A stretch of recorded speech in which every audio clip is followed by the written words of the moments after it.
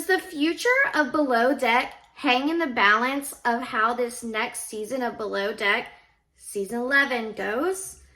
I think yes, and I'm going to tell you why. Now, Below Deck is a tried and true show in the Bravo universe.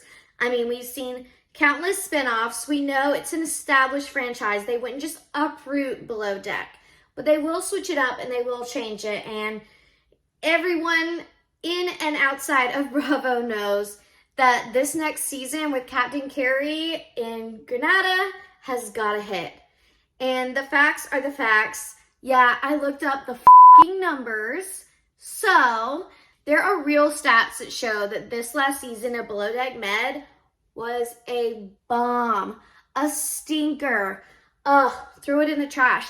I'm so sorry, and I love so many of the casts that were on this season, but I mean, you literally just yeet a bunch of cast members onto a yacht and you just hope that it's gonna go well, but you really don't know. You really just follow the storylines that are in front of you, and it's not anyone on that cast's fault that they followed some kind of bummer storylines that people didn't really care about.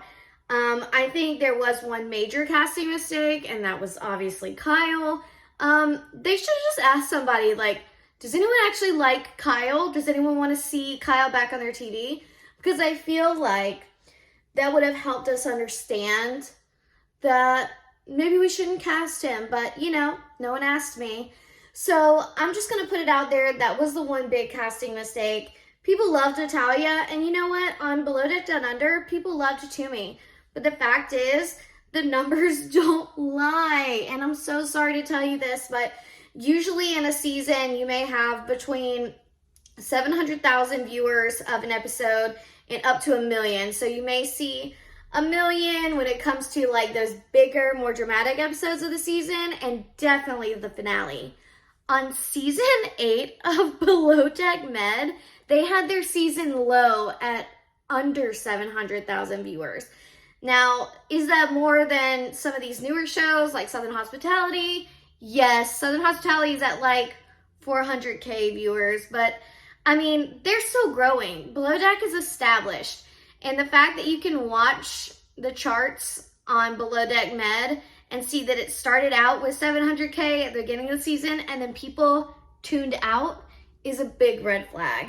So I think Bravo has a really big issue on their hands. They are going to have to invest so much into the storyline, and I think they're going to do it, but here's the trouble. We already know that there's going to be lots of hiring and firing on this season of Below Deck. And the issue with that is that we don't really get enough time to establish characters. So when we start thinking of, you know, the questions everyone's asking, which is, why doesn't Below Deck get any reunions anymore? Or why are all of the Watch What Happens Lives virtual? Some of that, yes, has to do with the fact that they are international cast members, but also a lot of it is that like Bravo does not care to invest that much in Below Deck right now. And that's when you know the season is a downer. So what we need to see in order to know that like the health of the show will continue is we're going to have to see some really strong storylines. And that all starts with Frasier.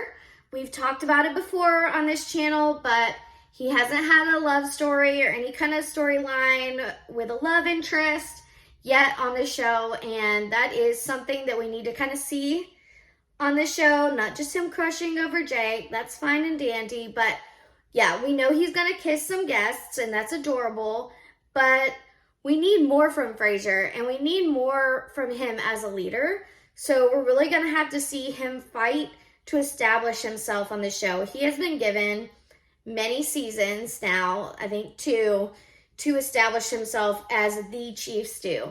But if you're not really creating your persona in the Below Deck universe like Kate Chastain or Hannah Ferrier, then don't bother.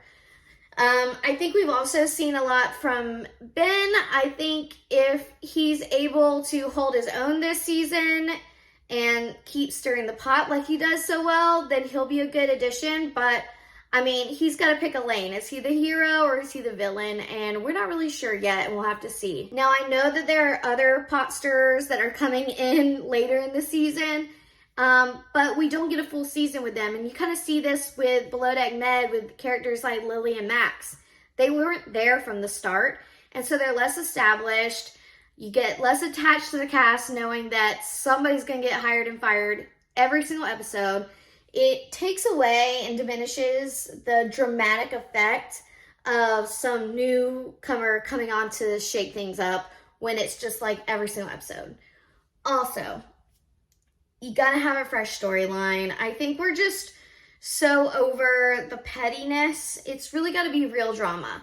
When you had Below Deck Med season 6, and you remember the true drama that came out of Chef Matthew or Lexi, that's who they are. It wasn't forced. And even Chef Jack called it out in this last season. I mean, some of it got boring, and I think there were probably too many villains in the situation, and no one really growing. There was no one we were really rooting for. When it comes to Natalia and Toomey and Kyle, the fact is there was no one in that trio that we were like truly rooting for. You know what I mean? Like, everybody loves Natalia, but at the same time, all three of them were stirring it up, and all three of them were being very petty and very dramatic. And yeah, I think it's kind of like movies. When you hear all the punchlines for a comedy in the trailer, you know that they went ahead and showed all their cards. Like, I already know the plot of the movie because you already showed it to me. And so if that's the best that they had from the beginning, we should have known this was going to be a bummer of a season. And the stats don't lie. America spoke, the world spoke, and said, we really didn't care for this season. So a lot is going to come down to this new season of Below Deck. I think Captain Carey has big shoes to fill, and he knows he does, and he's talked about it, and he feels confident that he served us some good tea. But I'm going to be honest, he's really going to have to bring it in this show and be entertaining, as well as that person we want to cheer for and that person we want to come back for season over season. Or we may continue to see them start switching up more and more of the key cast members like captains. Now, what do you think? So we know on Below Deck Med, next season, they're going to bring in Aisha. She's already a key character on Below Deck Down Under. Is she going to end up being the chief stew on every franchise of Below Deck? Bravo might get that desperate, honestly. And if that presents itself to Aisha, she should 100% get that bag. Love that for you, girl. But at the same time, where are the chief stews?